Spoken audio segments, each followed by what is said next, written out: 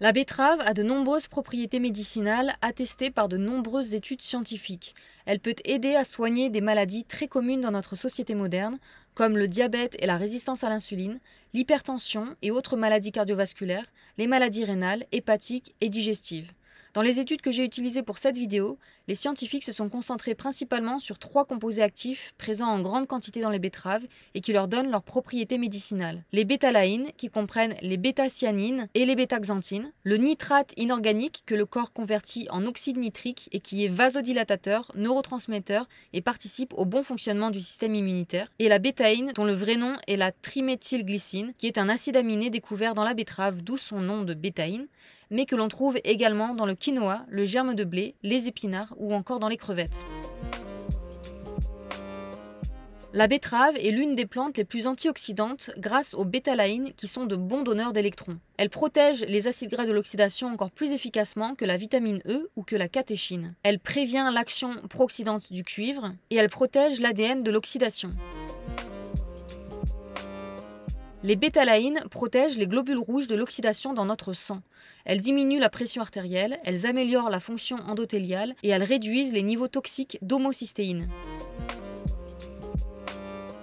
Dans une étude, des concentrés de bétalaïne ont amélioré les performances et la récupération de triathlètes comparés au groupe contrôle avec placebo. Ils ont couru plus vite et la créatine kinase dans leur sang, qui est un marqueur de dommages musculaires, avait moins augmenté et ils se sentaient moins fatigués que le groupe contrôle. Dans une autre étude, des extraits de betterave donnés 30 jours avant et 3 jours après irradiation ont eu un effet protecteur chez les souris exposées au rayonnement. Les personnes traitées par radiothérapie pour un cancer ont donc tout intérêt à consommer de la betterave et généralement à avoir une alimentation riche en antioxydants. Les bétalaïnes diminuent l'incidence des tumeurs du foie de 60% chez les souris. Elles sont efficaces dans le traitement de la stéatose hépatique. Elles diminuent la toxicité hépatique causée par les produits chimiques et par l'alcool. Elles augmentent significativement les taux de glutathion et de superoxyde dismutase. Et elles augmentent la teneur en zinc et en cuivre dans le foie. La bétaïne est, elle, nécessaire pour assurer une bonne fonction hépatique et pour la détoxification du foie. C'est un remède pour traiter l'hépatite B et C, la fibrose hépatique, la stéatose hépatique alcoolique et la stéatose hépatique non alcoolique. La bétaïne réduit les taux d'acide urique et de créatinine. Plusieurs études montrent que la consommation de jus de betterave retarde efficacement la réponse glycémique postprandiale et diminue le pic de glycémie. Dans une étude, les rats nourris avec des chips de betterave riches en bétalaïne présentaient une baisse significative du taux de glucose sanguin et de l'indice athérogène. L'effet hypoglycémiant du jus de betterave consisterait en l'inhibition de l'absorption du glucose dans l'intestin, tandis que la diminution des niveaux d'insuline pourrait être liée à une augmentation de la concentration en cortisol. Les bétalaïnes retardent la progression de la mort neurale dans la maladie de Parkinson, elles améliorent les troubles de l'apprentissage et de la mémoire, et elles sont plus efficaces que l'acide ascorbique pour réduire les déficits cognitifs chez la souris. Les bétalaïnes diminuent les niveaux de cholestérol sanguin, de triglycérides et de LDL, et elles augmentent le niveau d'HDL. Elles protègent les LDL de l'oxydation en augmentant l'excrétion des acides biliaires. Les bétalaïnes sont toxiques pour les cellules cancéreuses du foie, du sein, des poumons et de la peau. Elles protègent la peau des tumeurs induites par les rayons UV ou par les traitements chimiques. Les bétalaïnes ont une activité antivirale, antibactérienne, antifongique et antiprotozoaire.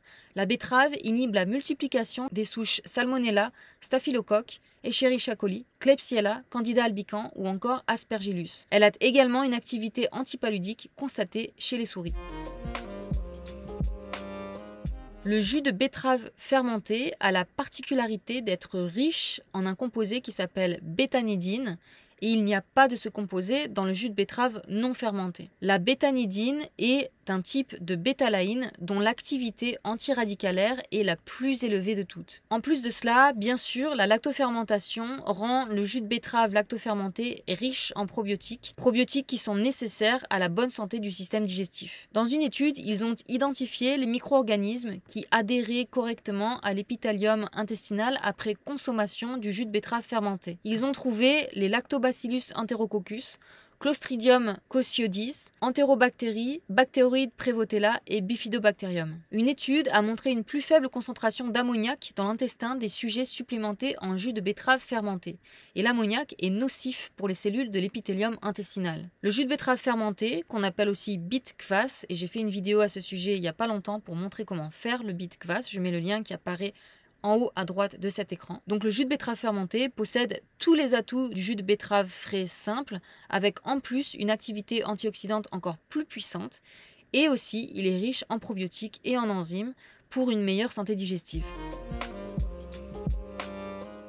Donc comme on l'a vu, boire du jus de betterave frais ou fermenté ou manger des betteraves régulièrement est excellent pour protéger le système cardiovasculaire contre les excès de cholestérol. C'est excellent pour les personnes qui ont du diabète, c'est excellent pour protéger le foie, les reins et vos intestins, et pour protéger des maladies neurodégénératives comme Parkinson ou Alzheimer. Et les études ont également montré des effets anti-cancer, antibactériens, antiparasitaires, antifongiques de la betterave. Alors en ce qui concerne les contre-indications, il y en a quasiment pas. Il faut juste savoir que la betterave est assez riche en oxalate, même si c'est pas énorme.